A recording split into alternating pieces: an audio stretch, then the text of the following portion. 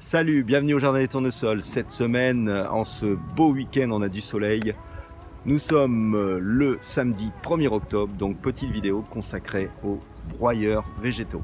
Donc, eh oui, j'ai investi dans un broyeur végétaux il y a environ 4-5 ans et pour moi, c'est le moment, le mois d'octobre, c'est le moment où on passe tout au broyeur. Le moindre végétaux, le moindre arbuste, toutes mes haies, je passe tout au broyeur afin de amender mes parcelles. Et oui, vous l'avez deviné, donc mes planches seront recouvertes de broyats végétaux pendant tout l'hiver, ce qui va protéger le sol. Donc on passe tout de suite à la présentation du broyeur.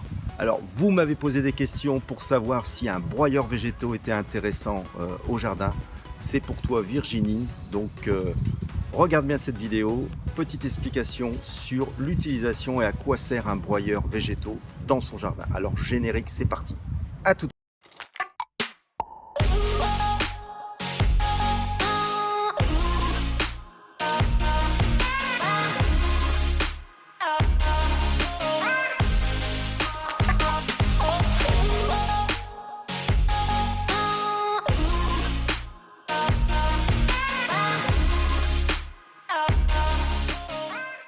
Bon, de retour pour la suite et la présentation donc du broyeur. Donc à quoi ça sert réellement le broyeur? Le broyeur, c'est pour broyer tous vos végétaux que vous avez dans votre terrain ou vos parcelles afin de vous éviter d'aller aussi porter vos déchets verts et aussi avoir la principale utilisation, c'est pour les planches de culture ou vos allées pour faire une couche épaisse au niveau de vos planches de culture pendant l'hiver et de protéger vos parcelles et de protéger votre sol pour éviter que votre sol soit à nu. Comme ça, ça permet aux insectes, aux vers de terre de travailler pour vous pendant tout l'hiver.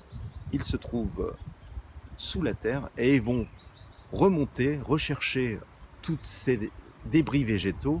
Les insectes également vont se nourrir des débris végétaux et cela apportera un humus, un amendement important pour votre jardin et surtout apportera un engrais pour votre jardin qui sera naturel. Voilà à quoi sert mon broyeur.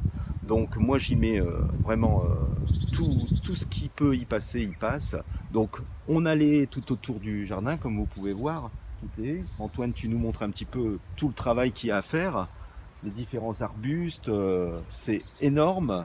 Donc j'ai l'avantage d'avoir quand même un terrain assez conséquent, ce qui permet d'avoir pas mal de masse au niveau de ce broyat. Voilà, je vais vous présenter maintenant le broyeur en question, son fonctionnement, et après on ira faire un tour dans les parcelles et également au niveau du compost. A tout de suite pour la présentation du broyeur, c'est parti. Voilà la petite bête en question. Donc c'est un broyeur électrique 2300-2800 watts, assez performant, qui se comporte bien évidemment du moteur. On a un bac de récupération. On peut trouver différents broyeurs où vous n'avez pas de bac de récupération et ce sont des sacs que l'on met juste en dessous. Celui-ci est très fonctionnel parce qu'en plus il est sur roulette, donc on peut le tirer facilement, aisément comme ceci, pour le déplacer. On met une rallonge électrique, bien évidemment. Le bac de récupération, vous avez une poignée ici, ce qui permet, quand on abaisse la poignée, de pouvoir sortir le bac. Déjà un bac avec une belle contenance, c'est sympa.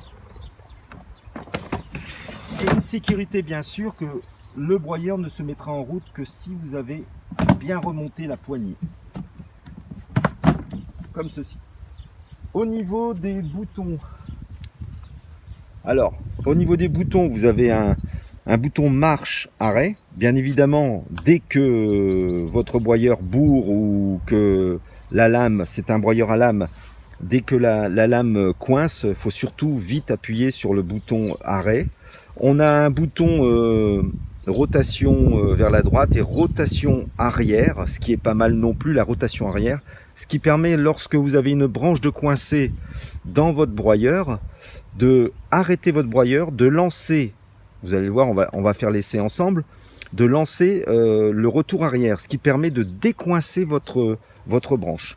Donc voilà, petite ouverture, tu peux faire voir Antoine, petite ouverture avec l'endroit où on met les branches, et c'est un diamètre de 4 maximum, mais moi j'évite de mettre trop gros parce que ça risque un peu à la longue d'endommager votre broyeur.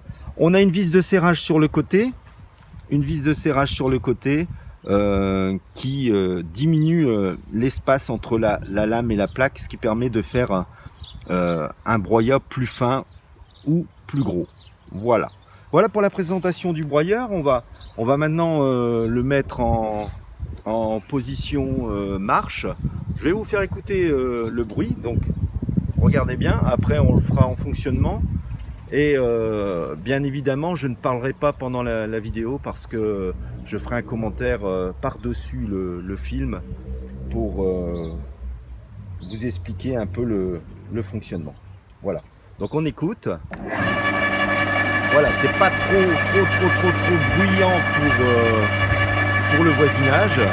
C'est sympa. Et bien sûr, la marche. Voilà. Voilà pour la présentation.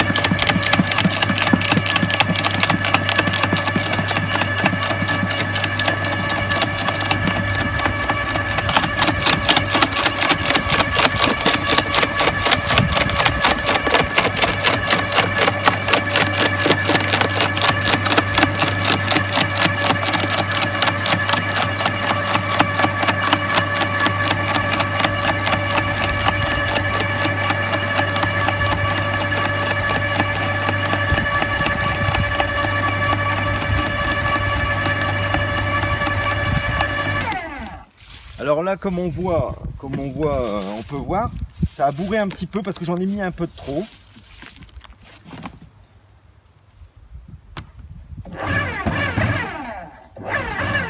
Voilà, j'effectue la marche arrière pour débourrer et voilà, ça s'enlève tout seul.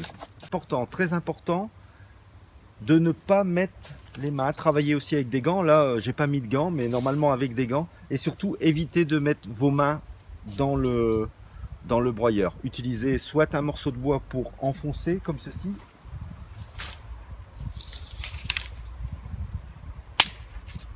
Prenez un morceau de bois et vous enfoncez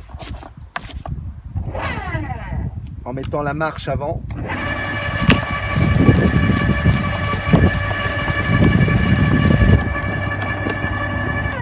Voilà, là on peut voir que tout est passé dans le broyeur avec le morceau de bois. Ne jamais mettre vos mains, surtout mesdames, vous qui avez des mains fines, la main peut vraiment bien passer. Là il y a une sécurité pour moi parce que j'ai une main plus grosse, donc on peut voir que ça ne passe pas, mais vous évitez de mettre vos mains, des mains très fines pourraient passer. Donc travaillez avec des gants et surtout si ça coince ou si vous devez mettre le bois, n'allez pas avec votre main jusqu'au fond. Voilà, donc on continue.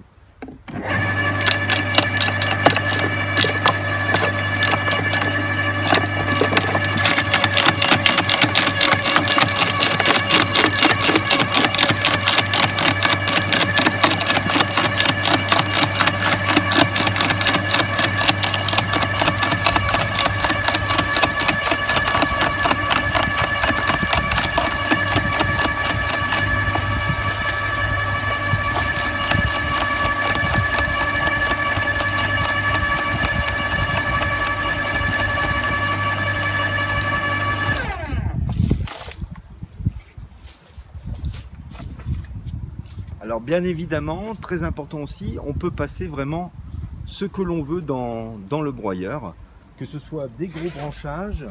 Alors bien évidemment, pour les parcelles de culture, il est important de faire ce qu'on appelle du BRF, bois raméal fragmenté.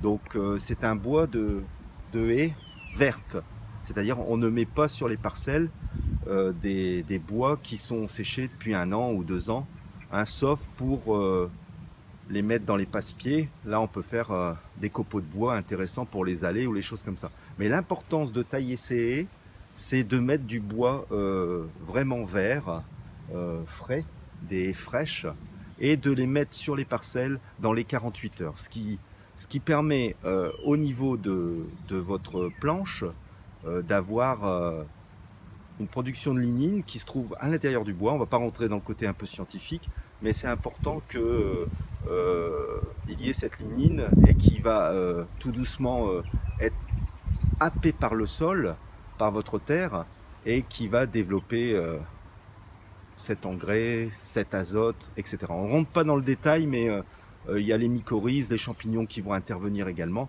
sous la couche de broyat que vous avez mis, ce qui va permettre de faire cette jonction entre les racines des légumes. C'est vachement intéressant.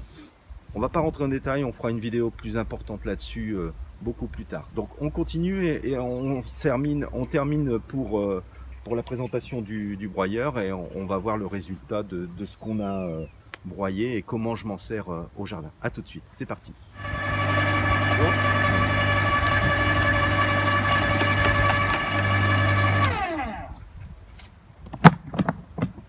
Voilà, donc on va contrôler notre bac et on voit bien que c'est pas mal.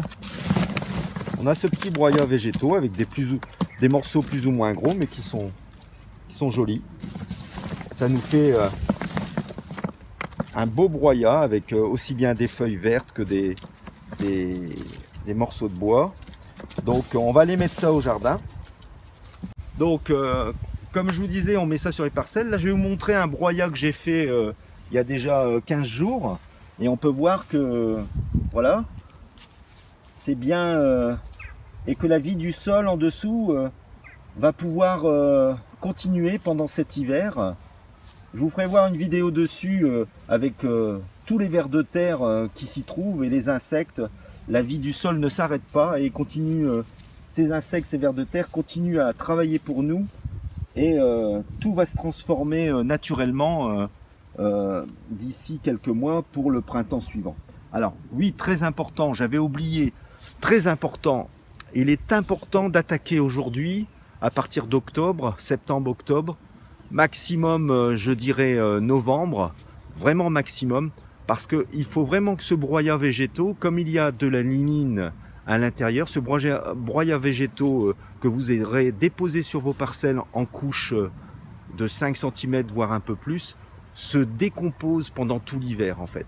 Parce que sinon, quand vous allez vouloir, ça m'est arrivé les premières années, vous allez obtenir ce qu'on appelle une fin d'azote. Donc une fin d'azote, c'est-à-dire que vu que votre bois n'aura pas été assez absorbé par le sol et que ça épuise un sol malgré tout, ça le transforme en azote si vous préférez, ça le transforme en azote, vous avez de l'azote vraiment bien dans le sol et beaucoup d'autres choses, mais si vous ne laissez pas ce temps, on grossit hein, grossièrement, si vous ne laissez pas ce temps, vous avez une fin d'azote. C'est-à-dire que quand vous allez vouloir semer après, en écartant votre broyat, vous allez vouloir semer, vous risquez d'avoir des difficultés à ce que vos légumes poussent.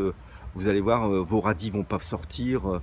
Beaucoup de choses comme ça me sont arrivées au début. C'est pour ça que je laisse vraiment un grand laps de temps entre octobre. Moi, il faut que vraiment d'ici fin octobre, toutes mes haies soient passées sur les parcelles. Comme ça, au printemps suivant, c'est nickel. J'ai entre 4, 5, 6 mois de pause sur le sol et ça a eu le temps de se décomposer. Voilà. Donc on continue. Donc comme je le disais ici, on a une belle haie bien terminée qui commence à travailler, à se décomposer. On voit que ça devient marron et que ça commence à bouger très peu. Hein. Il faut quand même pas mal de temps, mais c'est pas mal. Voilà, donc de retour sur la planche numéro 3 du jardin numéro 3. Donc on a déjà une planche qui a reçu du broyat la semaine dernière. Et je vais continuer à en mettre. Et bien évidemment, on a quelques engrais verts que j'ai disposés auparavant qui commence à percer à travers ce broyat végétaux. Donc l'intérêt est double. Donc on y va.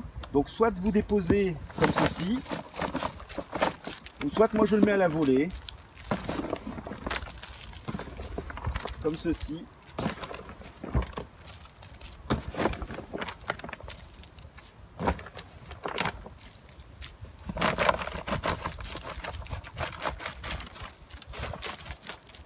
Et voilà, voilà, c'est terminé. Donc on a déjà une belle petite couche sympa. On va faire ça un peu sur toutes les planches et ça va le faire. Voilà, on se retrouve pour la fin de la vidéo. On peut également en mettre dans le compost, préparer des zones de compostage, comme ici on peut voir, et en mettre en couches superposées, en alternant des tontes de pelouse, des déchets culinaires, ce que j'appelle des déchets légumes et autres, des épluchures, on peut mettre des vieilles pommes, tout ce que l'on a sous la main peut partir dans le broyat. Bien évidemment, essayer de ne pas mettre tout ce qui est épluchures de la peau des clémentines, etc., des oranges, j'évite tout ce qui est agrumes. Mais j'y mets vraiment tout. Alors de retour pour la fin de la vidéo, donc j'espère que cette vidéo vous a plu sur à quoi sert un broyeur et son utilité dans le terrain et pourquoi on broie les haies et pourquoi on fait du BRF. Donc j'espère que cette vidéo vous a plu, je vous dis à bientôt pour une nouvelle vidéo et j'espère que Virginie ça t'a intéressé. À bientôt, salut, bye bye.